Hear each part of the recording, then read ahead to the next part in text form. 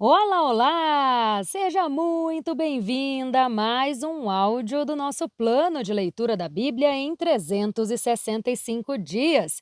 E hoje nós vamos começar mais um livro da Bíblia. É o 1 Coríntios, que também é chamado a primeira epístola a Coríntios, a primeira carta aos Coríntios e por aí vai. E como eu fiz da outra vez, no livro anterior, inclusive, que a gente estava lendo até agora, que era o Romanos, né, o livro de Romanos, eu vou fazer a mesma coisa aqui, aproveitando que alguns de vocês gostaram, recebi feedback. Eu acho que é interessante sim fazer isso, né, gente? Que é no início ali de cada livro trazer essa contextualização. Lembrando que eu estou tirando essas informações do site bibliaonline.com.br. Então, se você quiser também ter acesso ali ao texto e ter acesso a esse resumo, essa contextualização de cada livro da Bíblia, você pode encontrar lá facilmente também. Então, o que é esse livro 1 Coríntios? Ele é o 46º livro da Bíblia e o 7º do Novo Testamento.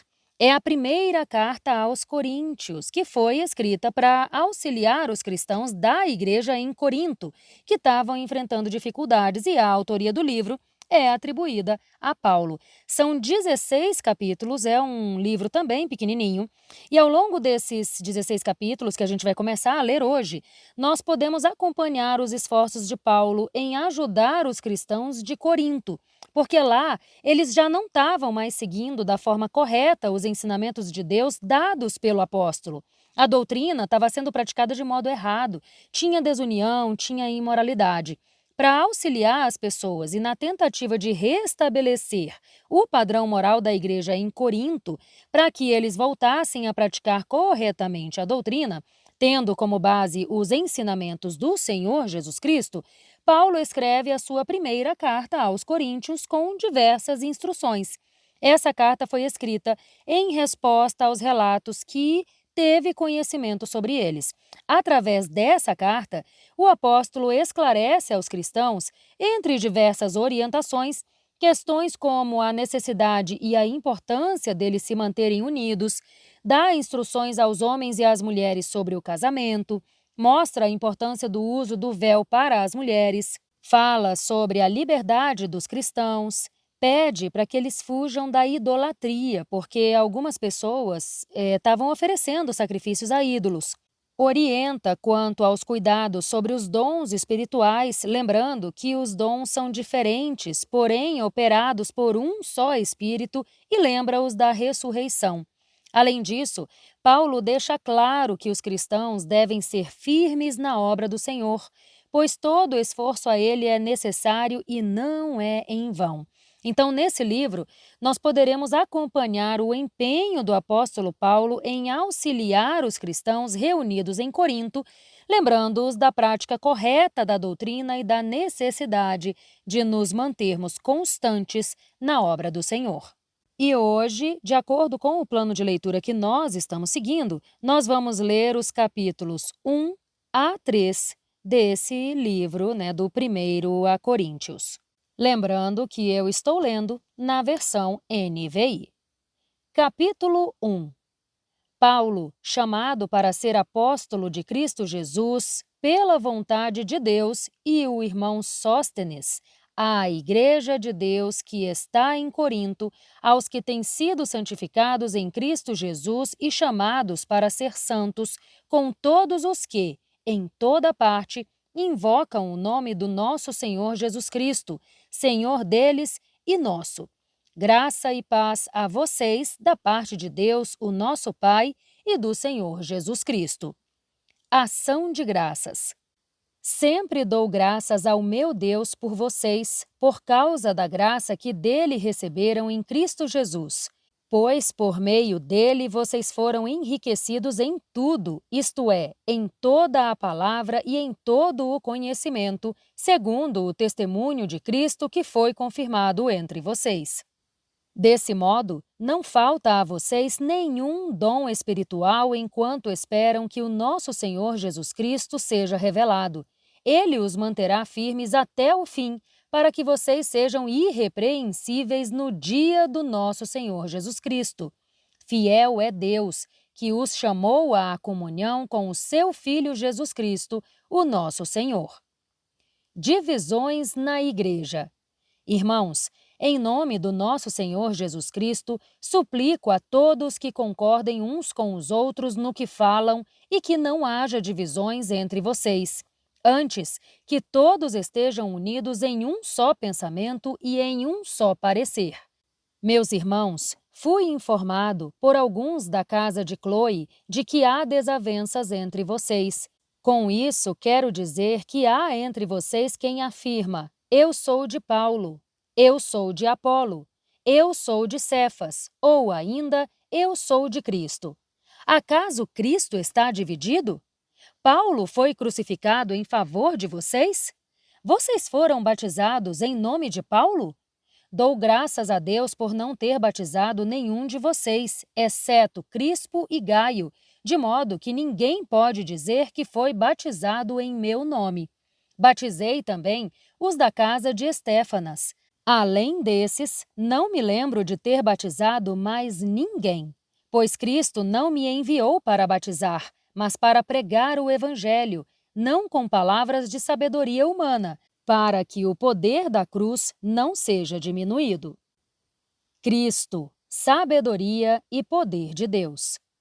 Pois a mensagem da cruz é loucura para os que perecem, mas para nós que somos salvos é o poder de Deus. Pois está escrito: destruirei a sabedoria dos sábios e rejeitarei a inteligência dos inteligentes. Onde está o sábio? Onde está o mestre da lei? Onde está o filósofo desta era?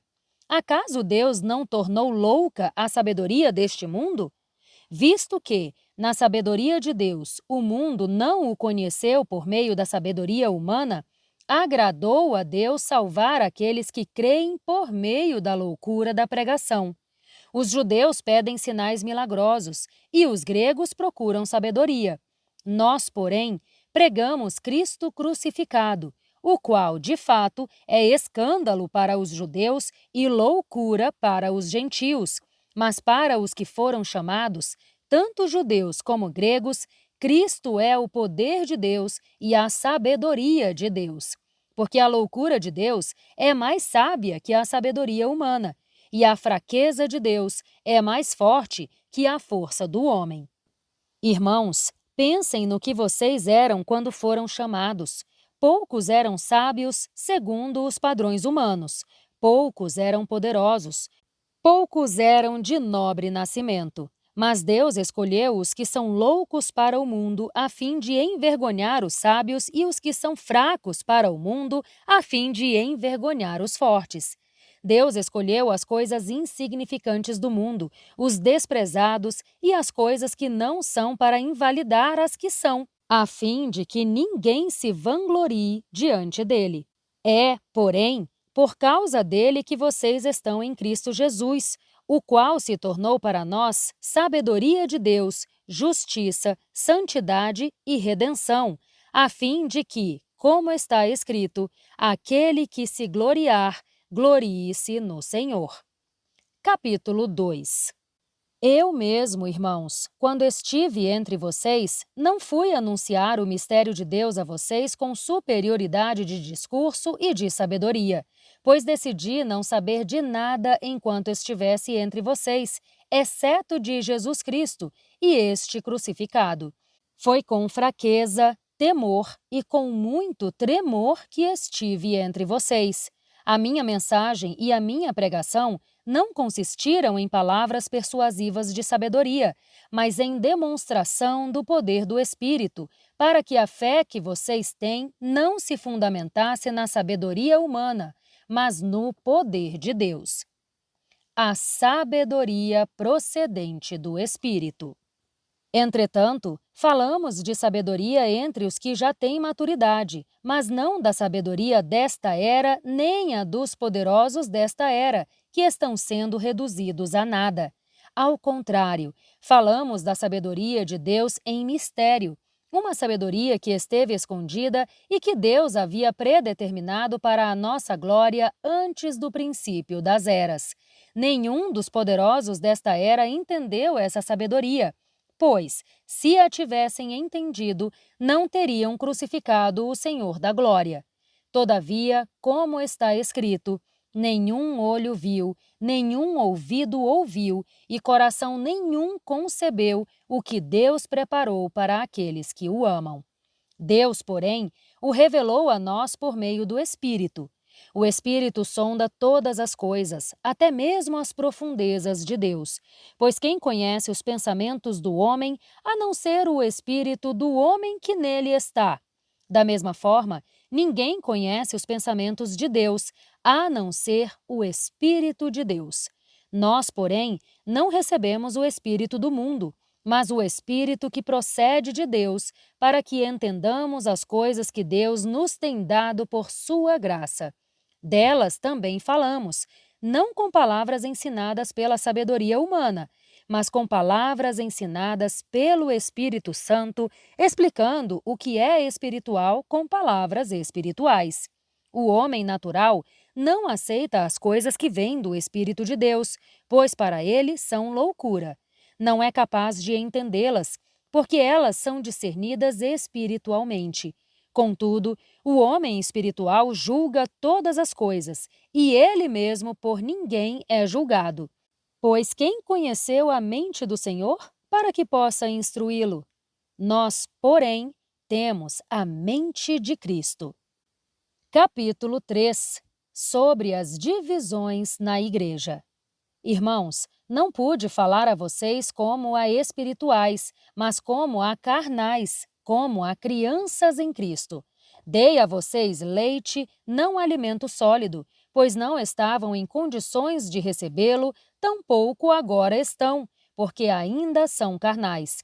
Pois, visto que há inveja e desavenças entre vocês, não é certo que são carnais e estão agindo meramente com critérios humanos? Quando alguém diz, eu sou de Paulo, e outro diz, eu sou de Apolo, não é porque estão agindo meramente com critérios humanos? Afinal de contas, quem é Apolo? Quem é Paulo? Apenas servos por meio dos quais vocês vieram a crer, conforme o ministério que o Senhor deu a cada um. Eu plantei, Apolo regou, mas é Deus quem dá o crescimento, de modo que nem o que planta, nem o que rega são alguma coisa, mas somente Deus que dá o crescimento.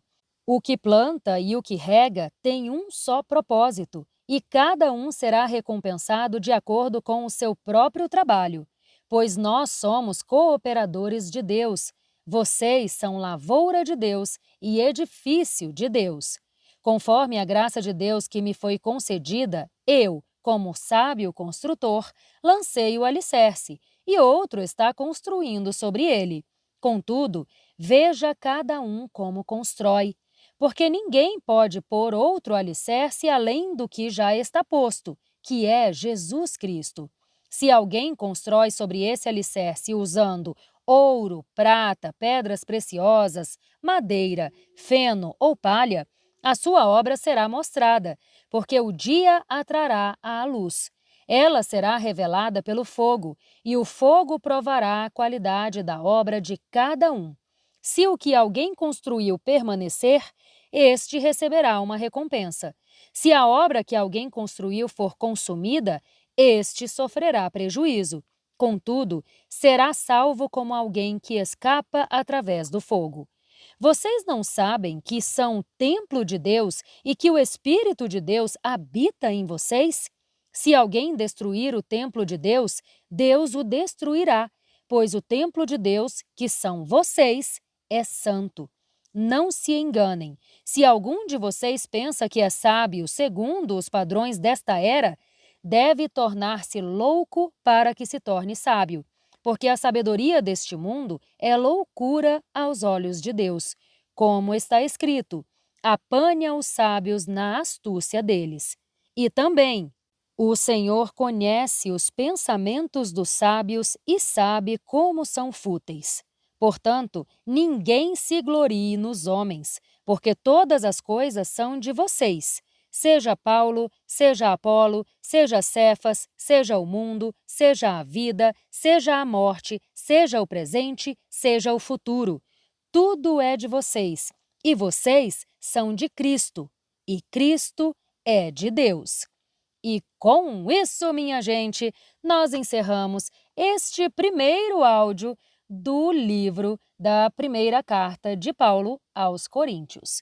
Te espero aqui amanhã, então, para a gente dar prosseguimento a esse livro que é fantástico. Um grande beijo e até lá! Tchau, tchau!